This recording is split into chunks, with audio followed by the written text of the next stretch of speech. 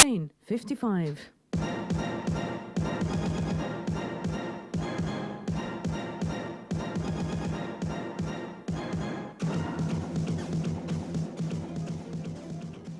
Hello and welcome to Take Two. Hello. In tonight's Take Two, I shall be telling you about courting with a male, stripping and inseminating. Don't look at me like that. What? In other words, breeding and cross-breeding falcons. Oof. And I'm going to visit the Bahrain Art Society to learn something about what their members get up to. So join us then and hope you will enjoy tonight's Take Two.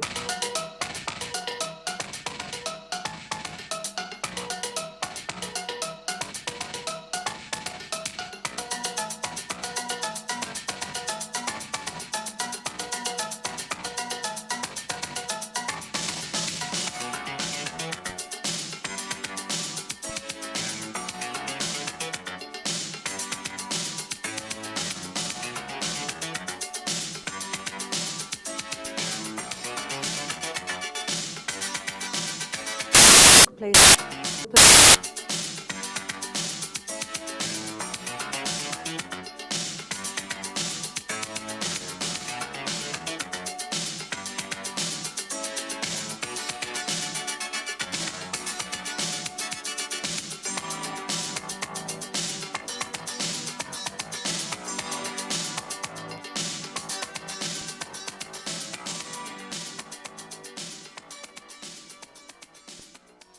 Falconry is one of the oldest traditions here in the Gulf, both for hunting game and as an exhilarating sport.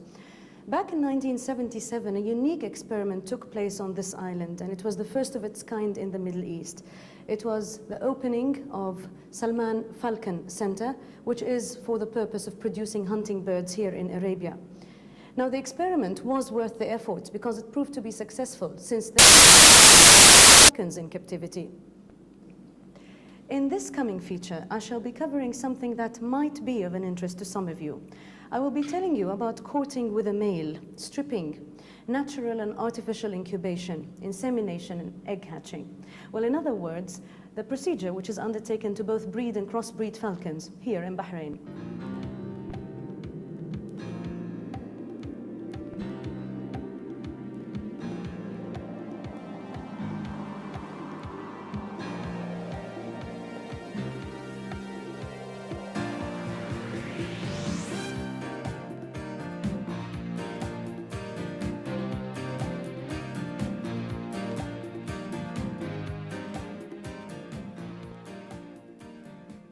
The falcons that are kept in this center are for breeding only.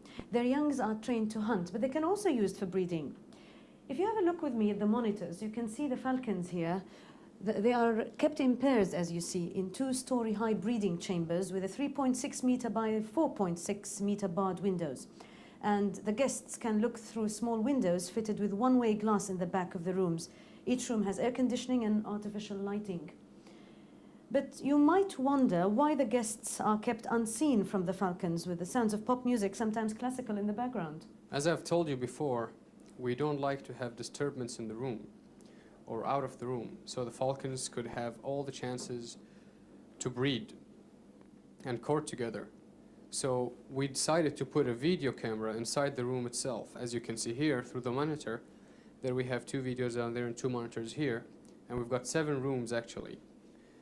Each room we can observe through this monitor by just switching this small buttons here, and just tells you which room you're looking at.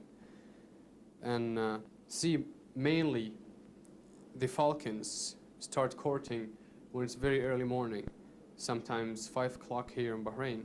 So what we do, we just play this video on and put a tape in there and just record it as soon as it starts. And so we can have more time to look and observe. And that way we can save a lot of time and look in 20 minutes by fast forwarding it. Hey, you!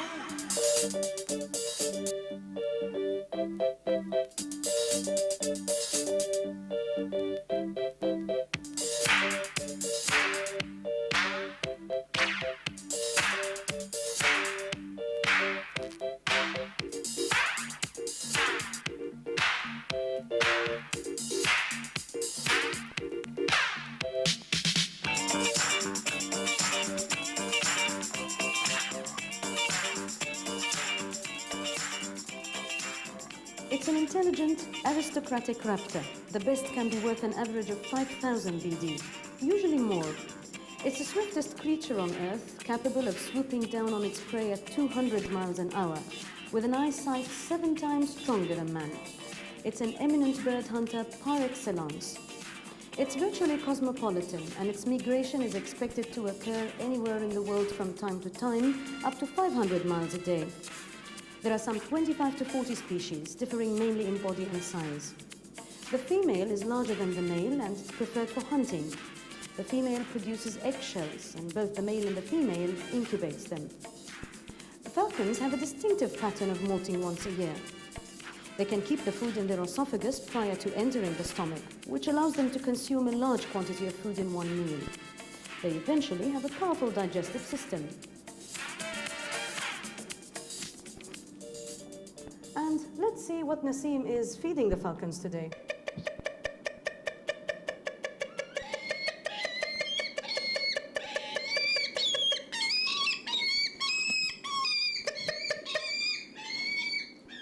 See, actually, the falcon is very afraid of this cameraman, and we're really risking having a cameraman in here because this falcon could actually, or could possibly, attack the person who's carrying the camera right now. But this falcon is only a year and a half old, and because she's young, she's acting this way. But she's a very lovely female. This kind of falcon is saker, a Chinese saker. What we actually feed every day is quail, and sometimes we start with a day-old chick. But as you can see, this falcon is not trying to give me attention at all because she's looking at the camera.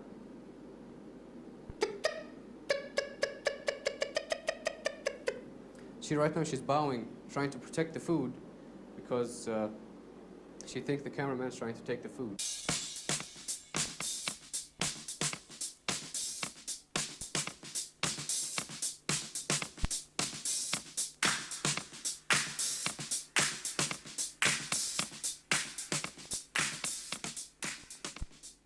A female falcon in the wild can produce 3 to 4 eggs a year.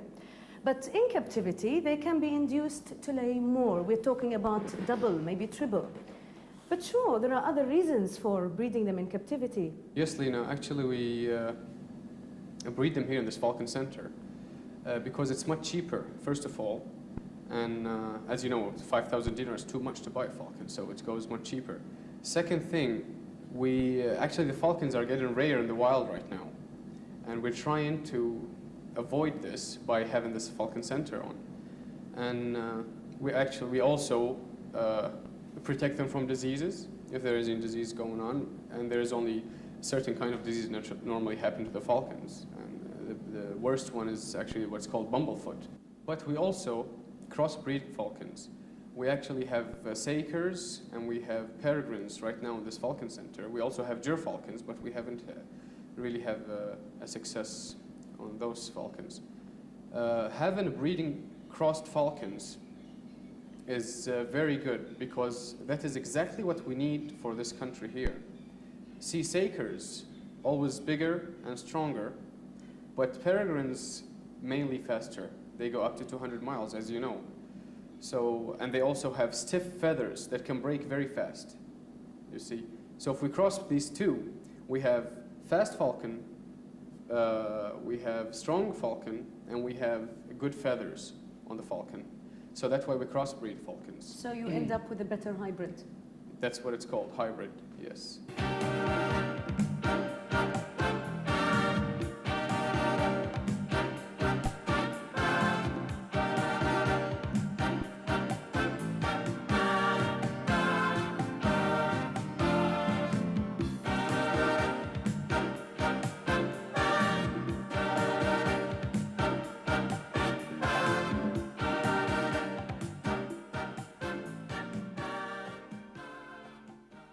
Why is it so dark here? Can you please lower your voice, Okay. first of all? Why is that?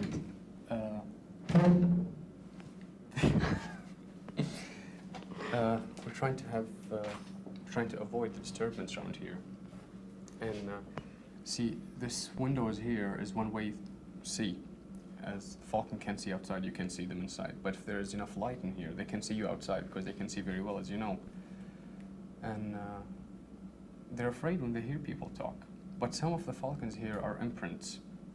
And do you know what imprints mean? No idea. Imprints actually is the falcons, as soon as the egg hatch, we take those young babies and we raise them ourselves. And we start feeding them till they're old. And that way, those falcons think we are the parents because we always feed them. And they also think when they're old enough, when they mature, they think we're the, we can pair them. You see what I mean? We can be the husband or the as the wife or whatever. That's interesting. You see what I mean? Okay, from what I understood from you, falcons, the male and the female, between the ages of 1.5 and 2, they're ready for courting. Isn't that right? If you really raise that falcon very well, yes, you can have it. Yes. Nassim, could you kindly tell us everything about it? About? The courting. The courting? Yes. Well, I can show you, yes, if you like. I would love to. I'm sure everyone would love to see that. Can you please give me the hat, Ahmed? Sure. See this hat right here, Shukran. This hat right here is what I use to court with the male. And right now we have a male saker inside. And what I'm going to do, I'm going to wear this hat, go inside, and try to talk to it in their language. Although I'm trying.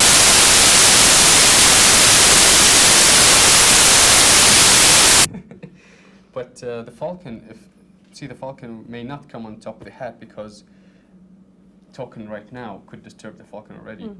So we'll try our best to get the falcon on top of the hat. And what happens, the falcon sits on the hat. I wear the hat this way. Yes. And the falcon just looks at me and think I'm the female because it's a male. And what it do, it just comes straight away and jump on my head and start ejaculating. And then I collect the semen out and go and squirt it in the female, and then the female lays. We will see that later. How?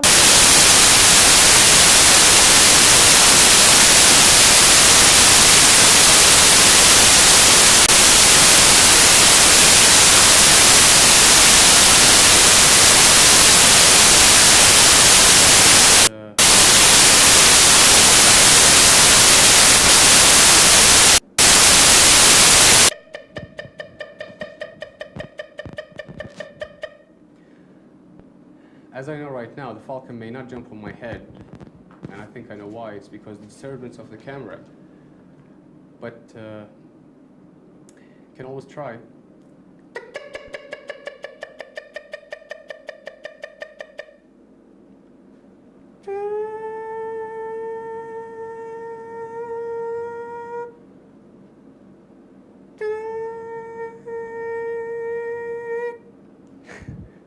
I think whoever's going to watch this think is so funny, but I think that too.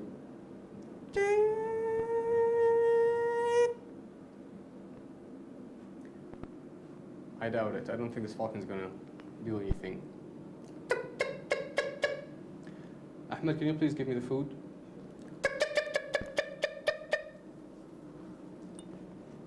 Thank you.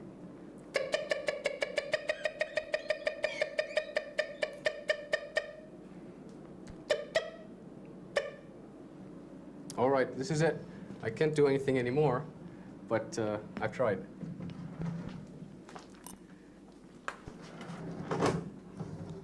As you've seen, I've actually couldn't have a success going through this because of the disturbance in the camera guy.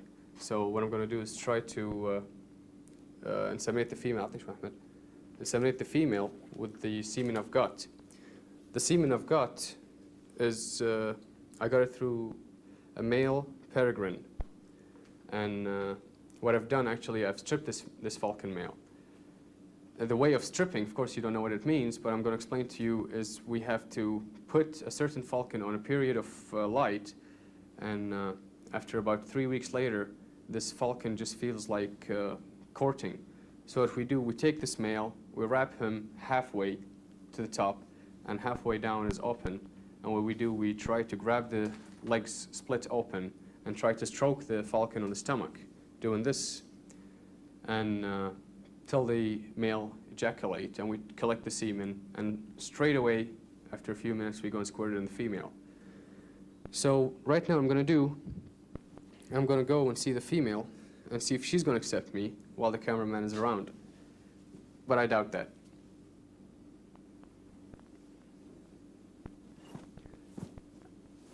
You've got the food. Let's keep it there till I... عطني شو اسمه. فضحتنا حين انت. عطني شو اسمه. عطني لا الابره. See, I've got right here. The semen I've got is from that male. And what we have right now is female saker, and this is a peregrine. We're trying to cross, doing this, cross the saker with the peregrine.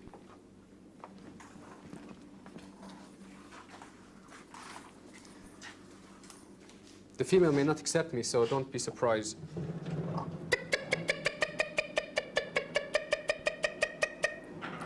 If she tries to attack, don't be afraid, because she can't hurt you.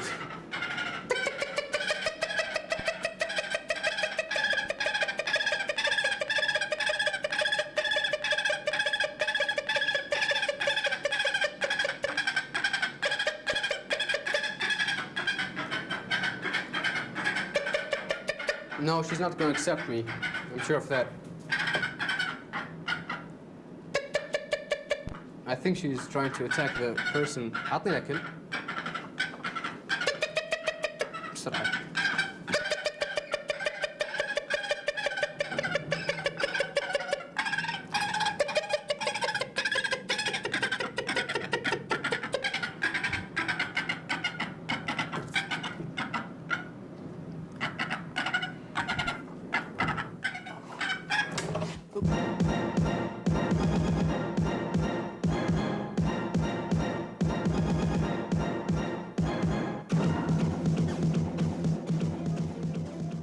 See, as you see, Lena, we've actually squirted the semen in the female saker.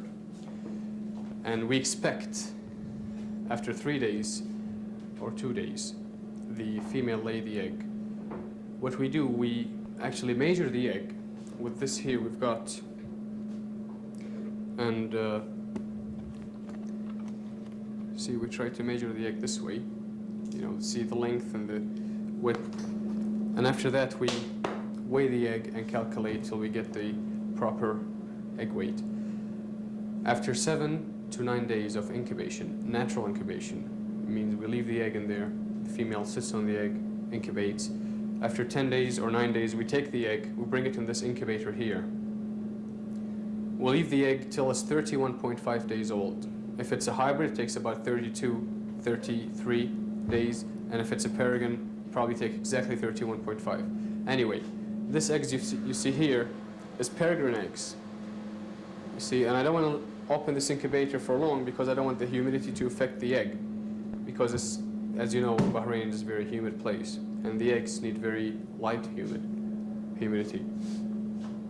After 31.5 days, the egg pips, and then it takes 72 hours maximally for the baby falcon to come out of the egg.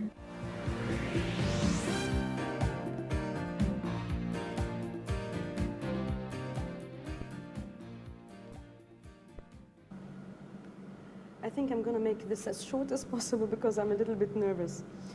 As you've seen, the falcons are born and bred and very well looked after. Every falcon produced in captivity reduces the demand on wild population. It's looking at me. But I was just thinking, do you think these falcons are as accurate hunters as those bred in the wild? Well, they are, and we've tried with 2 or 3 only. We are in the beginning. But I think they are as accurate as the other falcon from the wild if they are giving the same opportunity in training, mainly training.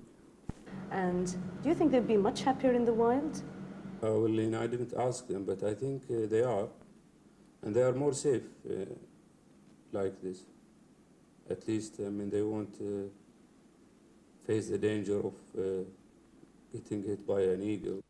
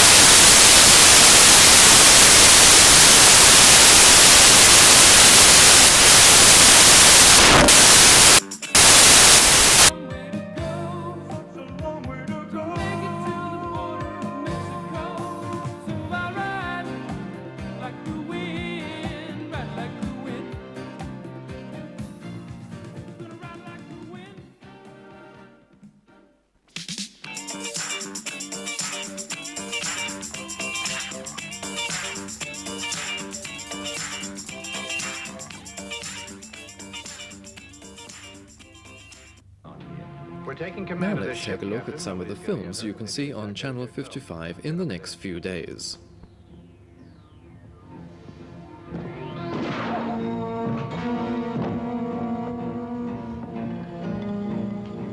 He's dead. Well, that was his decision.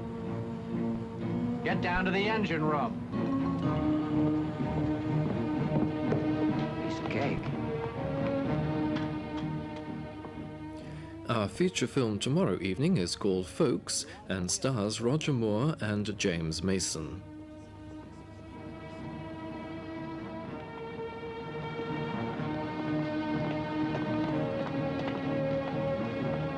Get up.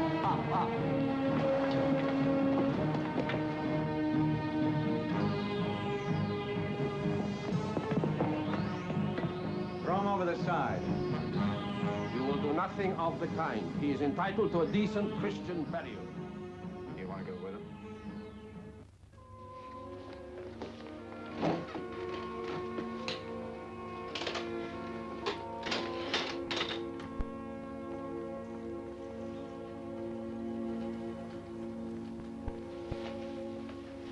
Welcome to Sunset. I'm going home. Sunday's movie of the week is a powerful drama set in a nursing home. Called Amos, it's based on the novel by Stanley West and stars Kirk Douglas and Elizabeth Montgomery. Excuse me. My walker? I shouldn't be here. Lady, just give it to me.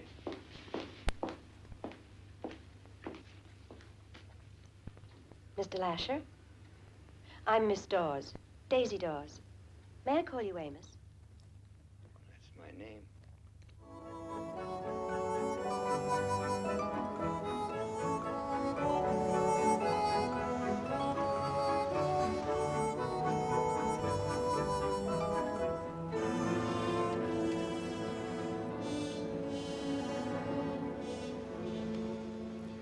Monday evening sees the start of a new three-part mini-series. It's called Fresno and tells the story of two powerful families, the Kanes and the Kensingtons, once friends but now engaged in a life-and-death struggle for supremacy of a city's raisin-producing industry.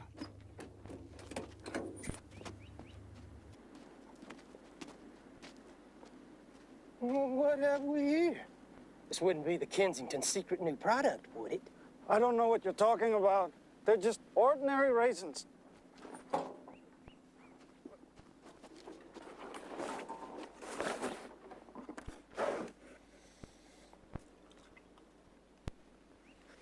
Ordinary raisins, huh? With a crunchy whole wheat flavor. No, I didn't paint this picture. I wish I had, though. Unfortunately, I just don't have the kind of talent it takes to produce a great work of art like this. Bahrain's very fortunate to have very many talented artists, and one place that fosters their work is the Bahrain Arts Society here on the Budaya Road. I asked Society member Hassan Al-Sahaf to tell me what's the main aim of the society. The main aim of the society is to promote art among Bahrainis and non-Bahrainis. The society has over 150 members, both Bahrainis and expatriates.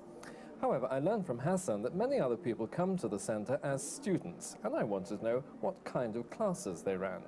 Well, there are many classes for adults and children in photography, sculpture, ceramics, painting, watercolor, and calligraphy.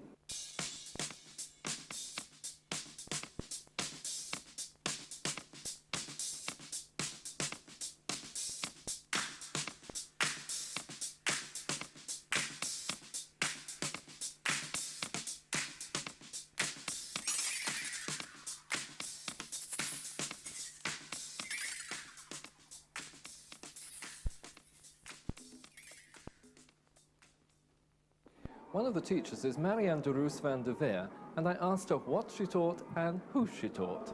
I teach the different nationalities of Bahrain, including Bahrainis, Japanese, Indian, English, German, Dutch. Whatever is here, and each country has their own way of approaching art, and I'm trying to keep their own approach by guiding them along. I teach pastel, oil and watercolor. I was also curious to know if Marianne thought Bahraini students displayed any special characteristics. Their color is very different than but each nationality has a different favor for colors. The Bahraini do like very pastel colors, very soft colors, but they do like more the traditional styles. I also asked Marianne if living in Bahrain had changed her own painting style. Of course. It's every country it will change. I mean, I never painted before Arabic scenes. The horse, even I always loved the horses, but the Arabic horses are so different. I mean, with the long legs, the short bodies, so you get a whole different energy. And the colors, of course, will change very much. The Art Society can proudly boast a wide range of talent amongst its members.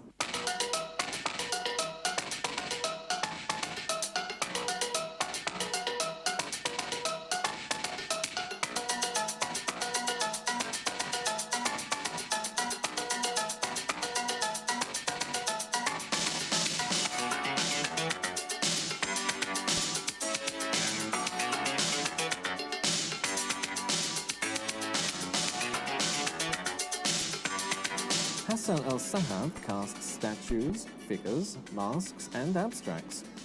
He spends about 20 hours a week on his art, but he has to travel to Europe or the States to cast his works, as no bronze foundry as yet exists in Bahrain.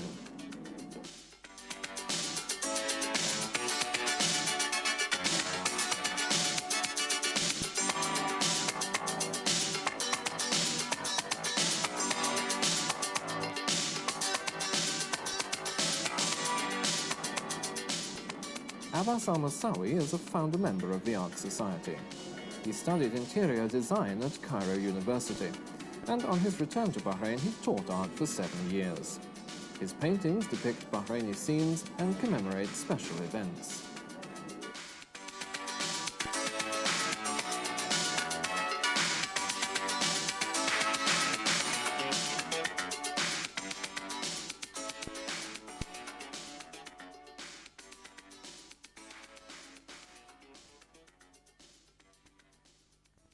I was curious to know when these two artists first realized they had artistic talent. I like the art because this is, I think, in my blood.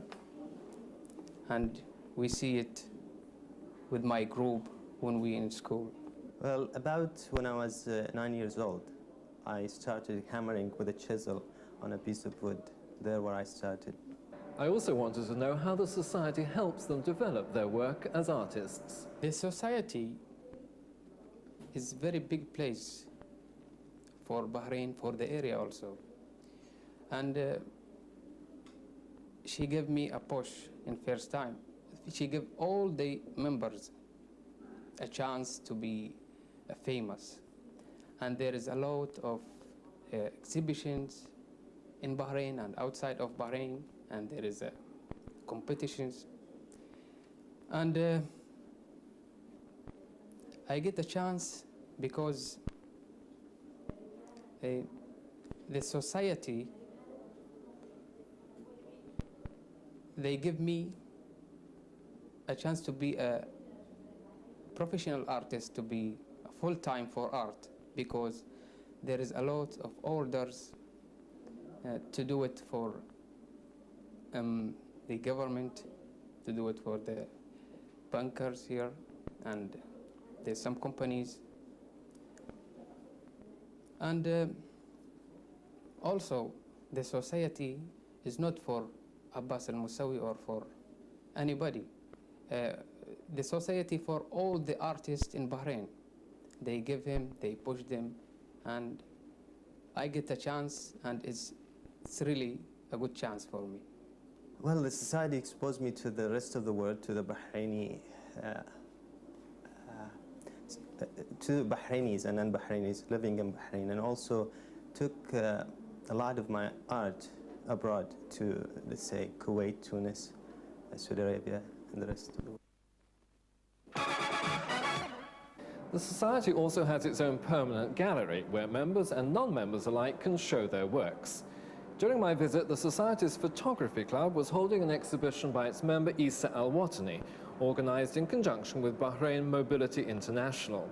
I asked Isa how long it had taken him to put his exhibition together.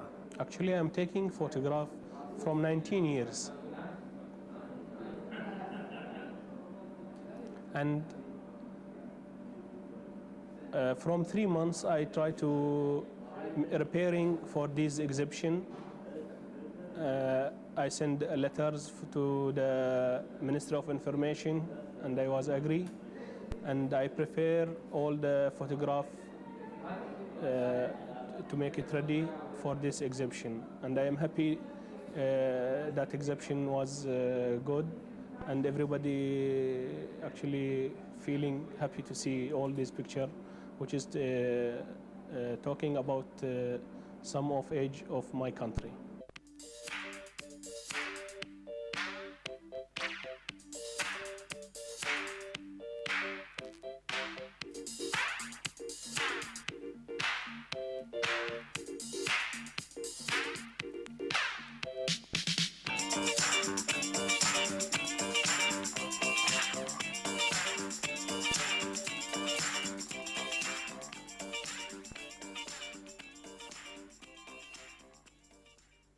Hussein Ali is president of the Photography Club, and I asked him to tell me something about the club's activities, aims, and membership. With pleasure. Our Photography Club so far has more than 65 members, and interestingly, they are from different nationalities: Bahrainis, British, Americans, Filipinos, and Turk, as well as some members from other Arabic countries. We have started our club last year in February, and the activities since then is very visible to the people living in Bahrain. We organized our first national photographic competition last year. It was an enormous success, and we have also organized a competition in conjunction with the Rotary Club and the Bahrain Committee for Environment Protection, which was also a big success. We had an exhibition for one of our members, Mr. Isa Al-Watani, which you can see now. And we are now in the process of organizing the second national photographic competition in December this year. We have so many activities in the club, and the objective of a club is to diffuse and to promote photography on the island. And I feel that we have so far, in a very short time, achieved many things that we can be proud of. We have also photographic classes which we conduct for all people or amateurs who are interested in further developing their artistic sense or their knowledge about photography. The club is open really for all Bahrainis and non-Bahrainis. The club is willing to accept anybody who is interested, and anybody who has an exhibition also to show in the whole of Bahrain Art Society. We are ready to help as much as possible. Bahrain Art Society has given us a lot of support, and for which we are very thankful.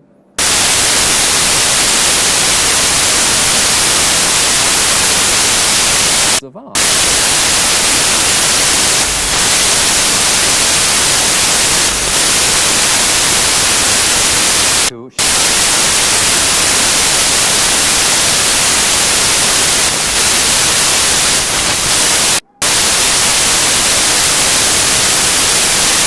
Which with the of it is to show something nice and make the best of the dish or the product he has to offer. I also wanted to know if he ever produced a special menu for the arts. We do. And in fact, for the chaîne des rôtisseurs, we produce a menu which was with the name of every dish of a famous artist, like terrine Courbet, filet de Hameau Van Gogh, l'escalope de Monet, les légumes de Pissarro, la salade de Corot, le plateau de fromage de Renoir, le café Cézanne et les liqueurs de Modigliani. So there it is, food for the body, food for the mind, food for the heart. The Bahrain Art Society really does provide its members with an artistic and balanced diet that helps them and gives them the inspiration to create such beautiful works of art.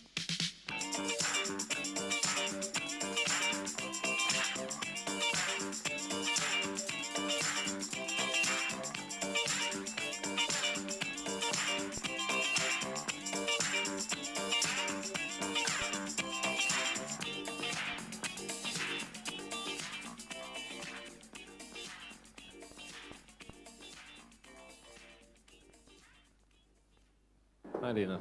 Hi, Ellen. I haven't been to the Art Society before. How was it? Very interesting. Just makes me wish I could paint. You enjoyed it? Very much. How were the falcons?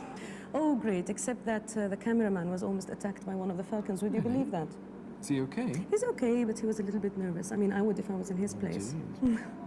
What's you covering next week? Next week, I'm going to Patelco to have a look at what they offer to their customers. That's and interesting. I'm discussing a rather controversial topic. I'm going to talk about the stigma of going to psychiatrists. Would you go to a psychiatrist yourself? Yes, of course. If I had to, why not? Interesting.